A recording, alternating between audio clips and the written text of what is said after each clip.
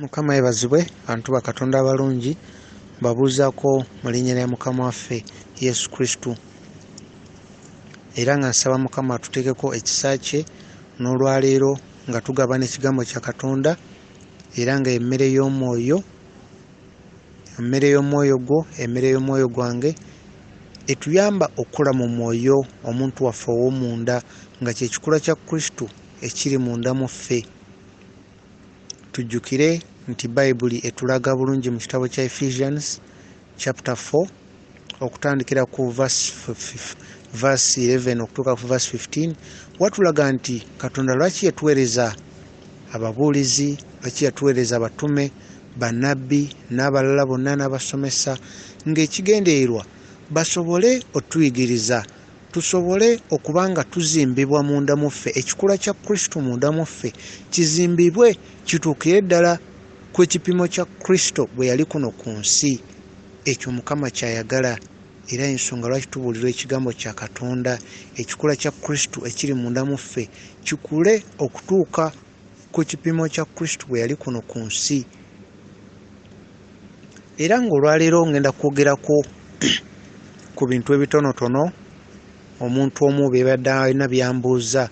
Waliwo eyambuuza ekibuuzo, yaŋŋambye nti Mukama waffe Yesu Kristo bwe yafa, olutimbe olwali mu yeekaalu ne luyulizibwamu okuva waggulu paka wansi. Olutimbe lwonna Mukama waffe Yesu Kristo bwe yali ng'afa ku musalaba, olutimbe luno ne luyulizibwamu.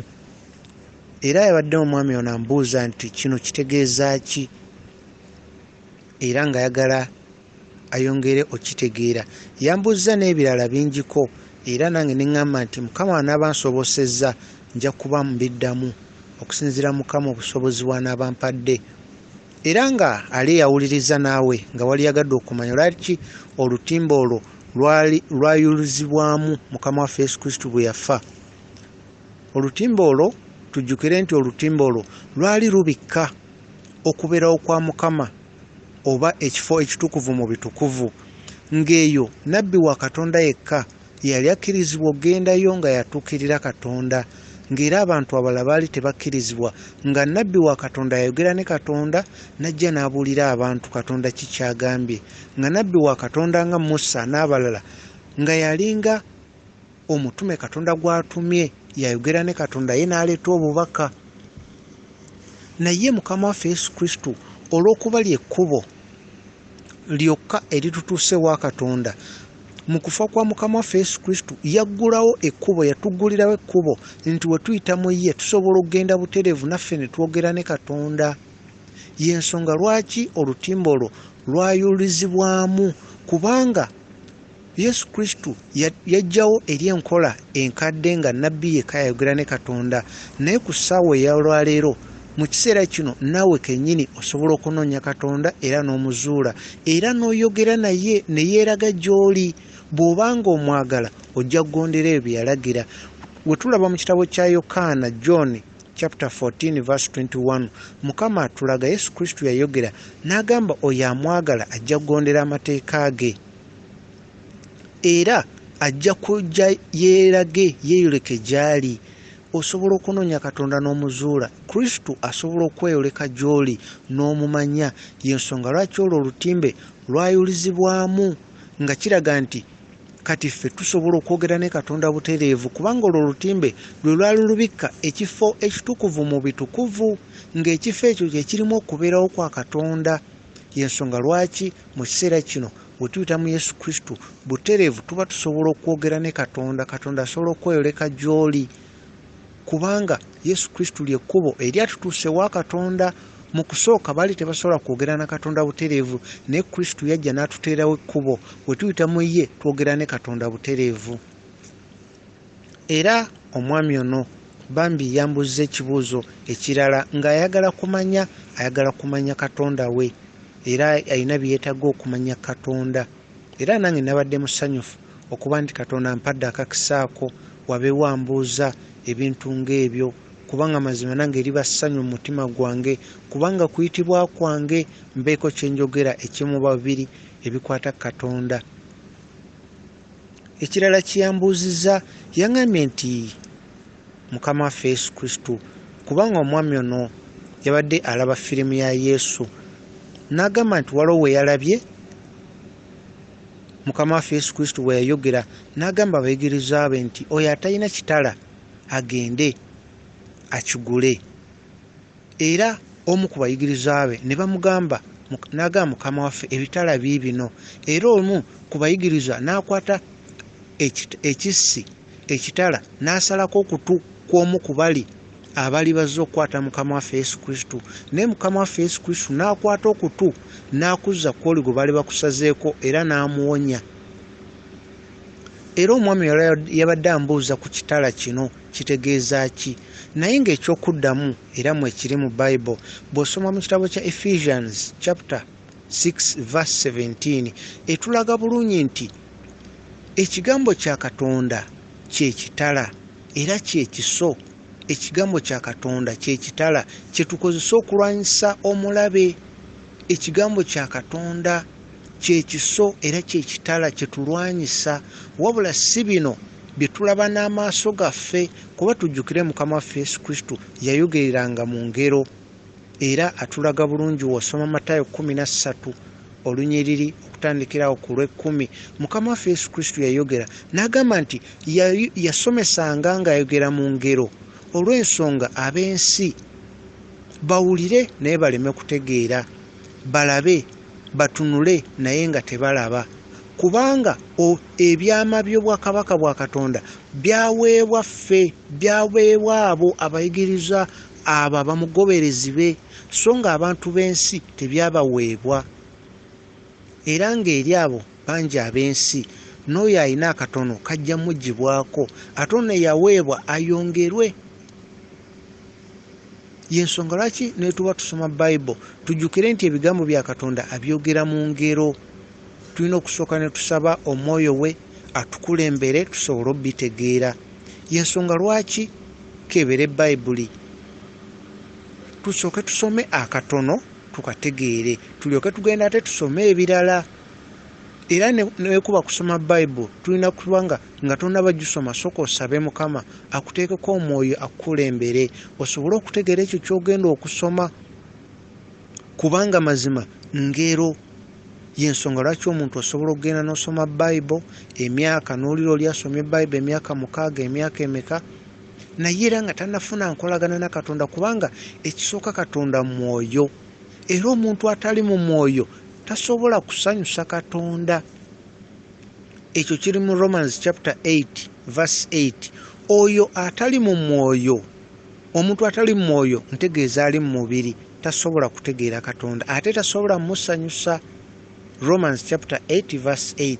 Ate wosoma Romans chapter 8 verse 9 yo eraga nti oyo alina omwoyo wa Kristo, oyo ye wa Kristo. Atalina mwoyo wa Kristo, oyo si wa Kristo. Kati osobola okubeera awo nga weebala ng'ogamba nange ndi omu kwabo, naye sooka weebuuze muganda wange olina omwoyo wa Kristo. Era olwo olunyiriri obadde ozzeeyo n'olusoma n'olwetegereza, sooka oddemu olusome Romans chapter 8 verse 9 owulire ekyegamba. Egamba nti oyo atalina mwoyo wa Kristo si wa Kristo. Otegeera otya nti olina omwoyo wa Kristo era ali mu ggwe era akukulembera? Omwoyo wa Kristo yoyo atujjukiza nga tukoze ensobi, n'atujjukiza okwenenya, era n'atuleetera okubanga mu mutima gwaffe tuwulira nga mutuufu tusingiddwa omusango, tuwulira nti tukoze ensobi, kubanga iffe oigwe agoberera Katonda, igwe omugoberezi wa Yesu Kristo, bw'oba okoze ensobi owulira omutima gwo nga gukulumiriza, owulira omwoyo nga gukulumiriza, gukulaga ekintu ky'okoze si kye wali badde okola, si kirungi. Era okukulumiriza okwo kwe kukutwala ku maviivi ne weenenya mu maaso ga Katonda. So nga omuntu w'ensi ye takirabamu buzibu era alaba nga ekintu kyakoze kya bulijjo, naye ggwe ensobi gy'okola ekuleeta ku maviivi n'okabira Mukama n'ogamba nedda ekintu kye nkoze tekisaana, Mukama ansonyiwa. Ako kaba kabonero nti oli omu kwabo aba Kristo. Bw'obanga bw'okola ensobi munda mu ggwe owulira omutima ogukulumiriza ate n'ogenda ku maviivi ne weenenya, nga kitegeeza omulabe sitaani ye waleeta ekikemo aba amanyi akireeta akujje Katonda akutwale mu muliro. Naye kumbe ggwe w'okola ensobi ate Mwoyo Mutukuvu akujjukiza ekintu ky'okoze si kirungi, kati ate n'odda ku mavivi n'osaba Katonda, ate n'oyongera okunoonya Katonda n'okusinga wabadde omunoonya. Kati ekibi omulabe Sitaani ekikemo kyaleesenga kyagala okukozesa okujja Katonda, ate Mwoyo Mutukuvu n'akozesa ekyo kyennyini okwongera okuleeta okwagala okunoonya Mukama Katonda ono n'omusaba n'okwenenya.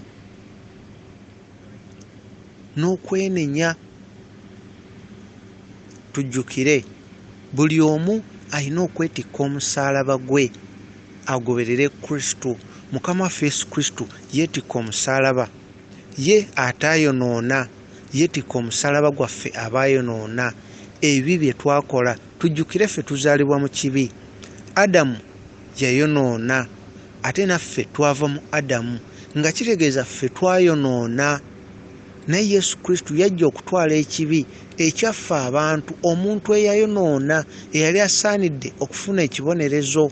Naye Kristo yajja n'atwala ekibonerezo kyaffe, ye atayonoona, yeetikka omusaalaba, yatwala obuzito bw'ekibi kyaffe. Naffe olwaleero buli omu nga kinnoomu alina okwetikka omusaalaba gwe. Naffe tulina okuwulira obulumi obwa muliraanwa waffe, tulina okumwagala. Naffe tutwale omusaalaba ogw'okweyawula ku bintu by'ensi eno, amasanyu g'ensi eno. Weewaawo okweyawula mu masanyu g'ensi eno ku bantu b'ensi, balaba nga ggwe atamanyi kigenda mu maaso, balaba nga ggwe munnakyalo, balaba nga ggwe atamanyi nkulaakulana, atamanyi kigenda mu maaso mu nsi. Era naawe muli olina engeri gy'owuliramu ng'obulumi, n'ogaa naye kati neeyawudde ku kino, nze sijja kukola kino, nze sijja kukola kiri. N'owuliramu obulumi, n'owulira omutima nga gulwana muli.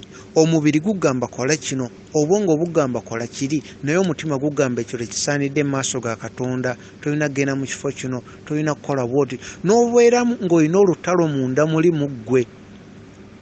Naye oba olina okwetikka omusaalaba ogwo ogumire ebyo, era obyeyawulireko ddala, osalewo ogoberere Mukama waffe Yesu Kristo, olemereko ogambe newankubadde omubiri gwo gusaba kiri, omubiri gwo gwagala kubeera ng'abalala, onoonye ebiri ku mulembe, owulirize ebiri ku mulembe, oyambale ebiri ku mulembe okusinziira ku magezi g'ensi eno. Naye ggwe n'osalawo okola ebya Katonda, abantu b'ensi ne balaba nga ggwe omusiru atategeera. Naye ng'osaze ogumira obulumi bwonna, oba weetikka omusaalaba gwo. Omuntu akoze ekikyamu gwe n'omusonyiwa, ate n'omwagala, n'omusabira, ate ng'omwagaliza, ate ng'okijja ku mutima, nga tokikola olw'okuba Yesu Kristo yatulagira, wabula ng'okikola kubanga kikula kyo ggwe nga omuweereza wa Kristo, gwe nga agoberera kiri Kristo kye yakola, naawe nga ky'olina okukola.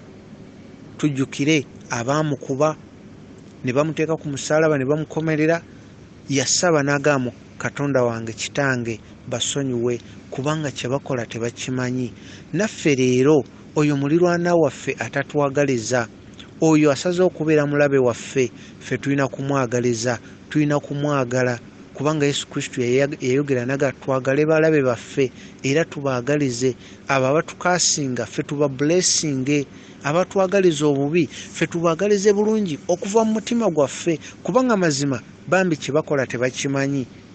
Era n'abo oyo gw'olaba asaze okubeera mulabe wo, akola ebitasaanidde, akola ebikunyiiza, bambi naye taba yekka. Era naye mu biseera eby'eddembe yeebuuza, naye lwaki njogera bwe nti? Lwaki omuntu ono mukoze ekintu bwekiti ne bwekiti? Nga kaba kabonero nti taba ye, waliwo ekintu ekimubeeramu essaawa eyo ekimuleetera okukola ekyo. Kati ekyo ekyoyo ekibeera mu muntu ekimuleetera okukola ogwo omuze ogutali mutuufu, okukola ekyo ekinyiiza abalala, ekireetera omuntu okuyomba, okuvuma, okulwana, kati ekyo ekimubeeramu, eyo ye dimoni, oyo ye mulabe waffe.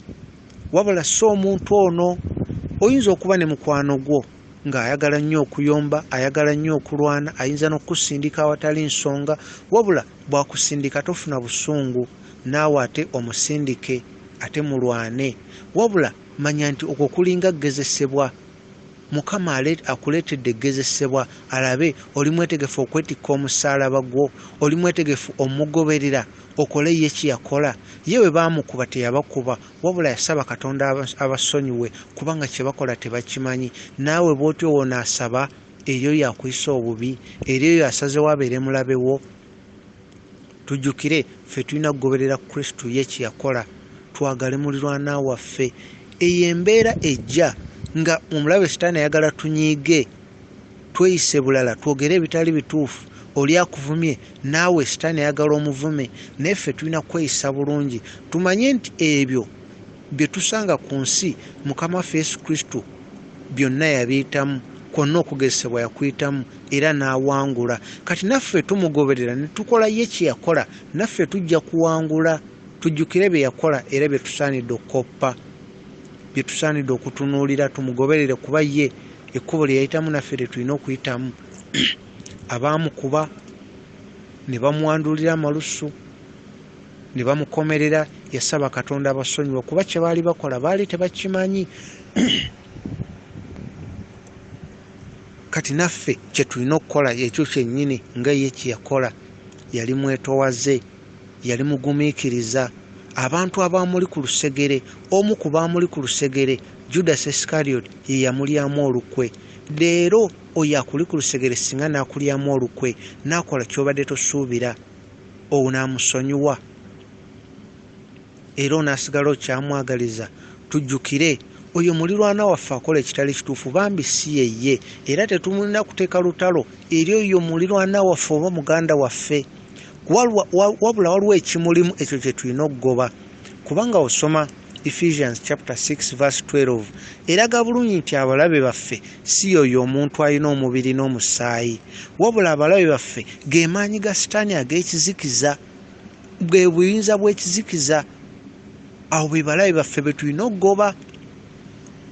Omuntu wakola ekitali kikyamwe n'olaba ekikunyiiza, gwe mu mutima tandika kusaba, ng'osaba mu linnya lya Yesu Kristo, ng'oyita omuliro ogwa Katonda okuva mu ggulu, omuliro gwa Mwoyo Mutukuvu, ng'oguyita gujje gwokye ekyo ekiba mu muntu oyo bambi naye kyatamanyi.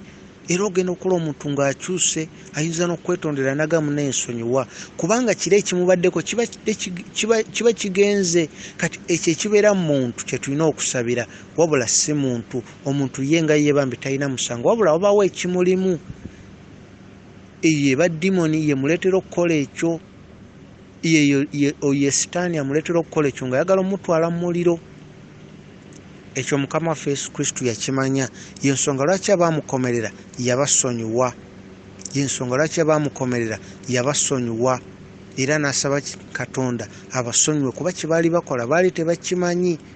Kati naffe ekyo kye tulina okukola, tulina okugoberera ye kye yakola. Tujjukire bino ebiseera bye tulimu bye by'ennaku ezisembayo, ennaku ez'oluvannyuma. Ebyo ebyayogerwa bannabbi kye kiseera bituukirire. Bwe tusoma mu Bible, tusoma Romans chapter 8 eyogera ku bulamu obw'omwoyo, eyogera ku baana ba Katonda abagenda okweyoleka ku nsi ebamanye. Kino kye kiseera tutambulire mu butukirivu n'okwenenya. Yesu Kristo Mukama waffe akomawo mu mwoyo ng'ayita muggwe yeeyoleka eri ensi eno, muggwe ensi emulabe, muggwe ebyawandiikibwa bituukirire. Oyo amunoonya ajja muzuula, oyo amunoonya ng'omunoonya mu mwoyo ne mu mazima, nga tolina kigendererwa kyonna kyonna kikweke, kigendererwa kikyamu, ojja muzuula. Naye ky'olina okumanya, Mukama waffe Yesu Kristo ye akebera mutima. Bw'onaaba ng'omutima gwo mulambulukufu, tolina bigendererwa birala, ojja munoonya era ojja muzuula, ojja munoonya era ojja muzuula. Era bw'anaaba azze ojja kutegeera nti aze waali, ojja munoonya ojja muzuula. Mu mutima gwaffe Mukama waayagala okutuula, ate ne Sitaani naye waayagala okutuula, waateeka ebirowoozo ebikyamu. Ekintu kyonna omuntu kyagenda okukola nga tannakikola kisooka mu mutima gwe ne kibeeramu nga tannakikola. Kati awo wennyini we kibeera ne Yesu Kristo waayagala okutuula. Tulina okugoba ebirowoozo ebikyamu byonna mu mutima gwaffe, awo Yesu Kristo ajja atuule munda mu ffe, mu mitima gyaffe. naye nga tannajja tulina okusooka ne tugobamu ekizikiza, ebirowoozo ebikyamu, ebigendererwa ebikyamu byonna, olwo ne tuteekamu ebirowoozo ebituufu n'ebigendererwa ebituufu eby'amazima. Olwo Kristo ajja kujja atuule mu ffe, yeeyoleke eri ensi ate yeeyoleke eri ggwe, kubanga yasuubiza mu Bayibuli n'agamba abamwagala bajja kukola, bajja kugondera ebiragiro bye byalagira era bajja bituukiriza, era naye ajja kweyoleka eri bo. Mukama waffe Yesu Kristo asobola okweyoleka gy'oli. Kola bye yagamba, yagala mulirwanaawo, sonyiwa abalabe bo era baagale. Mukama ajja kujja atuule mu ggwe, gwe naye mubeere omuntu omu, kubanga ye Katonda kwagala. Abo balina okwagala bali mu Katonda era Katonda ali mu bo, kubanga Katonda kwagala. Tutambulire mu butuukirivu n'okwenenya. Ekiseera kiweddeyo, obutuukirivu n'okwenenya. Kama bakuume.